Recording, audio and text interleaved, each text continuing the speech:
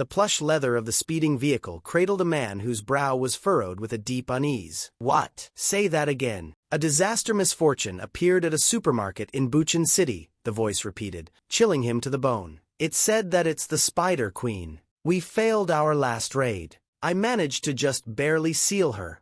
I can't handle a red-class disaster misfortune by myself." Humanity clings to a fragile system of 6 threat classification. First blue pure domain of the god, from the verdant safety of the green zone, to the ominous yellow zone, alert, and the escalating evacuation and danger of the orange zone. But it is the crimson stain of the red zone, now engulfing a Buchan City supermarket. Beyond that lies the black zone, impossible for human survival. The driver of Yangwei asks him, to what to do of the supermarket. A shadowy figure in sunglasses barks orders. "Tell them to bury it all." Not able to believe, bodyguard again asks him, "The directive is clear, declare all within the supermarket dead, entomb the building, and bury the truth. No one can find out about this. It'll be a pain in the ass if people find out that more damage was caused from hiding our raid failure." The scene shifts. The building looms under a cloudy red sky. Spider-like creatures scuttle and crawl. Their monstrous forms a prelude to the chaos to come. A man bathed in a mysterious blue aura emerges. Unleashing his attack, spreading ice on the floor, an ice prison materializes, encasing the grotesque arachnids. Wiping the sweat saying, not to underestimate S-Class. Yet, their chilling emergence shatters the frozen barrier. They scream, breaking all the ice beside them. A desperate cry rings out. How did they break my ice magic so easily? Another figure steps forward, radiating an eerie calm. "Move aside, Frosty." We then see a man with a surprised expression saying, "When did he?" Lee Gun standing with many cans in his hand, wanting to throw at the monsters. "Eat this instead!" A monster screaming, spitting out saliva. Suddenly a force cut it in half from between. The battle intensifies. "Who do you think you're opening your mouth at?" He dashes towards the horde of monsters, with his sword, slicing them up with only one swing, smiling as the monster die behind them. "Scrub mobs should know their place," he declares. Brothers in shock to watch his power in action, for the first time. A digital notification flickers into his vision. "You have eliminated disaster misfortunes." Another message follows. "You have obtained crafting materials." The man stares. "Materials? What's that?" he wonders, a glowing shard clutched in his hand. Tea was a crafting material to craft skills and relics. "I might even be able to use more power than before I left." Still reeling from the sheer, unexpected power he'd witnessed, he easily took care of disaster misfortunes that my S-Class abilities couldn't stop. "Where did this guy come from?" he muttered, more to himself than anyone else. His face, a mask of pure bewilderment, simply echoed his confusion with a drawn-out, calling him, grabbing his attention. "Hey layman, I knew something was off. So you're the one that attacked our Templars?" Two figures whose eyes suddenly glowed with an eerie luminescence. The accused lashed out with a brutal punch, silencing his accuser with a sickening crack. The downed man gasped, clutching his jaw. "Damn it! How did he find out?" The attacker's reply was swift and brutal. "How could I not know, you idiot? Those clothes and that badge. You took them from our Templar after you beat them up. That badge is an S-Class relic only given to Gemini Templars. I bet the reason why you're unbelievably strong is because you're holding that relic. Why is something like this on me?" A look of revulsion crossing his face. Disgusting, filled with unbridled fury, erupted. "You crazy The man with the glowing object scoffed. "Relic, my ass. It's a decoration at best." A spider-like monster came yelling out of nowhere. Now the expression of Lee Gun changes to serious. One of the brother points at it, shaking in fear, as the monster chases the humans, breaking all the surrounding it crosses. The bald man recognizes him, the Spider Queen, Lee Gun activating his power, with the green color emanating from him. "Hey, Spider!" earlier, now propelled himself towards the colossal creature, a vibrant teal energy flaring around him like a protective shroud. The man unleashed a torrent of power, slamming into the monstrous form. The Spider Queen staggered back, a screech of pain echoing through the ruined supermarket. Everybody in shock to see Lee Gun power, left their mouth agape. Even the two brothers were in so shock they could not even move. Bald Guy could not believe someone to have this much power, thinking he charged to the Spider Queen without the relic. Then sudden voice comes from outside, talking to all Gemini Templars. It was telepathy, and only the brothers and the bald man could respond to it. The person revealed to be Bishop, who orders them to exit the building immediately. A red barrier. Surrounding the building, Bishop explained to them that Yang Wei, who himself could not beat it, told him to bury this place, and will be problematic if his mistake got exposed. Two men creating a shield surrounding the building. Bishop tells the bald man to teleport out with the brother, him questioning him back. Only two of them, watching the huge disaster in front of his eyes, people injured, helping each other, while the monsters still coming from the crack in the ground. And Li Gun alone, fighting the Spider Queen. Bald man trembles in fear watching the scene. Why? Is there a problem? His telepathic inquiry cutting through the confusion. No, there are no problems.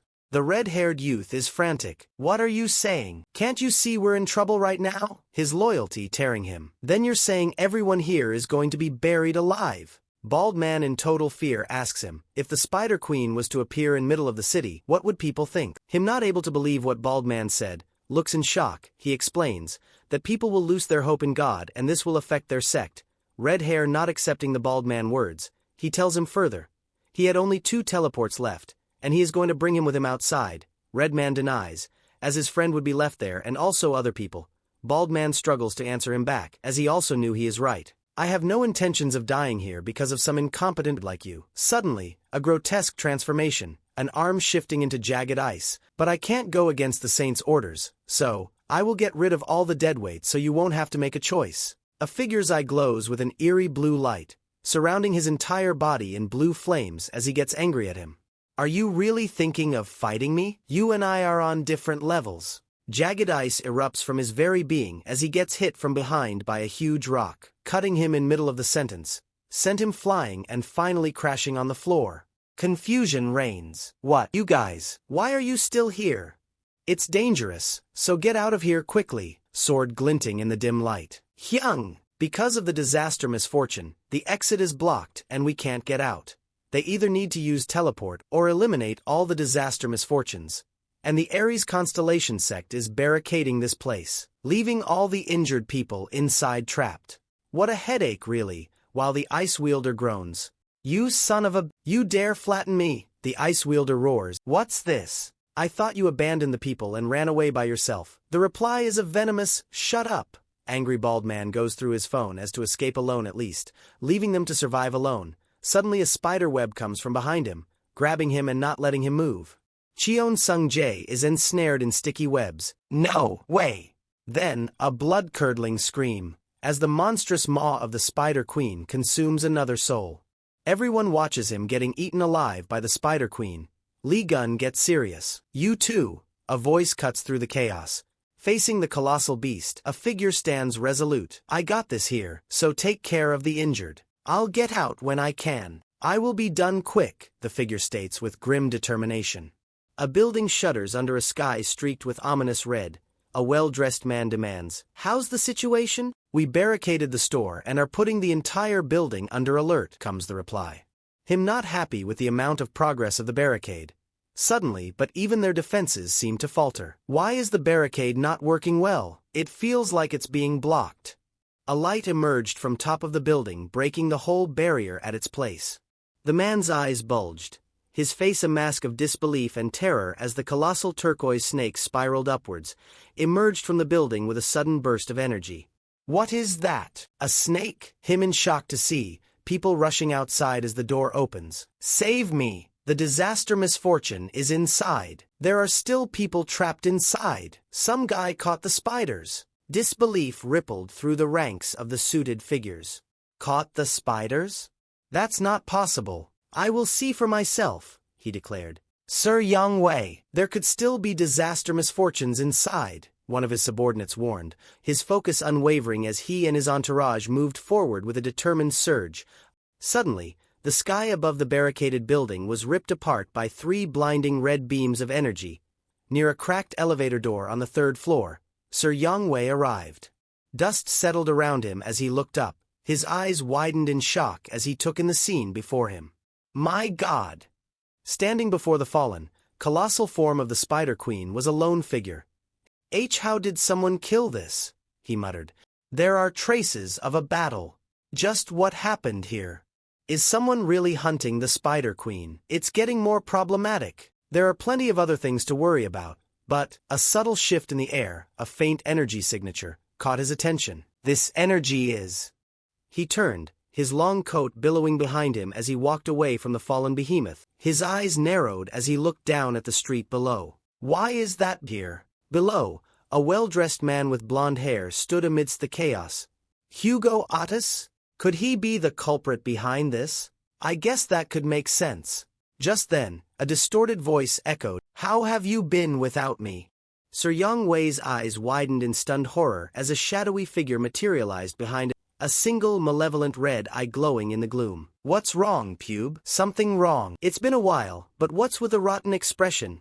Sir Yang Wei's breath hitched. "You," he stammered. "You are—" The piercing wail of a glowing green siren sliced through the tense silence.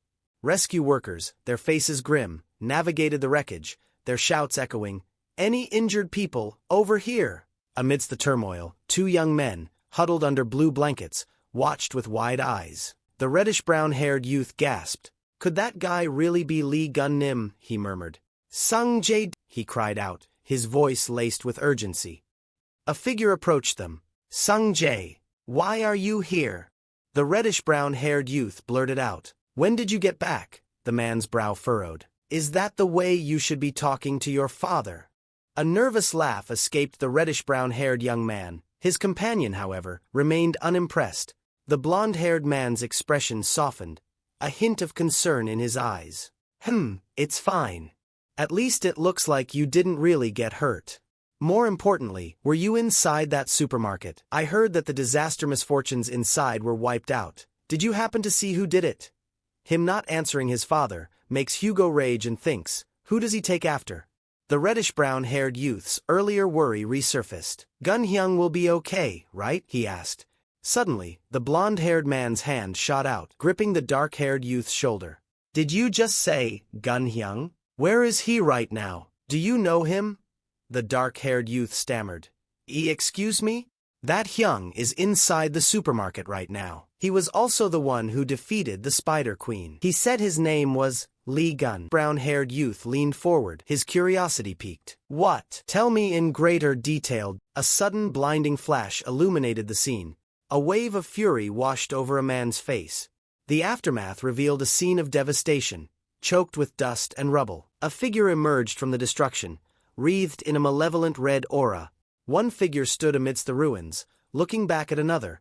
"You're too much," he commented. The smiling man addressed the enraged figure. "It's our first time seeing each other in 20 years, and the first thing you do is to attack me? Just how in the world did you?" He sputtered, utterly bewildered. His eyes narrowed in observation. He does bear a slight resemblance to Lee Gun, but the scar on his face is gone. His voice is also similar, but different. And what's more, there's no way he would be this young. How dare you impersonate him? The smiling man's brow furrowed in confusion. "What? Impersonate? You dare to deceive this great one without even knowing your place? What did you say, you blockhead?" His attack fueled by years of perceived deception. "Have you been living all this time just fooling others?" The force of their powers tearing through the already devastated landscape. The impact of their blows sent shockwaves, the ground beneath them splintering and erupting. One figure stood victorious, while the other lay defeated amongst the rubble. The victor, eyes glowing with an eerie light. "Was life so great after getting rid of me in the tower and skedaddling?" Him coming closer. He tells him that he saw them taking his belongings, and even made up his will. He cracked his knuckles, a chilling smile spreading across his face. "It's all right, I was gonna kill all of you anyway." The defeated man looked up in horror as his opponent declared, "I'll start by educating you. Then your house, your sect, your relics, and all of the other saints. I'll destroy them all." The defeated man could only stare in utter disbelief. "That can't happen, no way. This guy's words, actions, aren't a bluff. I truly didn't see them." It sent shivers down his spine despite the pain racking his body. He questions himself for his identity be Lee Gun, who survived and returned from the tower. The two figures faced each other amidst the rubble. "If you are really Lee Gun." A close-up showed the descending feet of the powerful figure towards the cracked surface where the other man stood. The powerful figure, his eyes now glowing with an intense red energy, three sharp, glowing red objects materialized above him. "Then prove it." His face in rage unleashing his full power, he summons a holy god, Ares, A huge figure coming from behind him while Li Gun stands with no fear, and even mocking him, with a flick of his finger and a red eye. He summons chains from the ground beneath Li Gun, binding him at his place, engulfed in chains. The powerful figure wore a furious grin. "Do we still look like small fries to you?" The scene shifted to a chaotic display of sharp, glowing red shards or projectiles flying through the air. A text panel appeared, "Sovereign skill, heavenly armament." Under the hand of the god Li Gun trapped in the chains, watches his attack head-on, the sharp projectiles multiplying and accelerating. The bound man's face contorted in a mocking expression, so impress. Much wow. The fury of the figure above reached a boiling point, yelling, "Shut up!" as the red energy reached its peak, and die. The scene was a maelstrom of red energy, the bound figure at its center. Jagged shards ripped through the air, impacting the already devastated surroundings. Now a huge tower of swords settled in between the building. Him out of breath questions he did it or not. Him moving forward mock him for his bull-headedness, trying to fight head-on with me, someone who has leveled up with the EXP gathered by my Templars. How very idiotic. Did you think we were just playing around for 20 years? The blue glow reflecting in his widened eyes. Wide with terror, filled the frame. No way! The light breaking all the swords. Suddenly Li Gun emerged from within and punched Yang Wei in his face, sent him flying back crashing onto the floor, his eyes blazing with disbelief and rage. How did he survive that? Are you really Li Gun? You finally recognized me. The camera zoomed in on the face. Yes, that's right. I've really returned.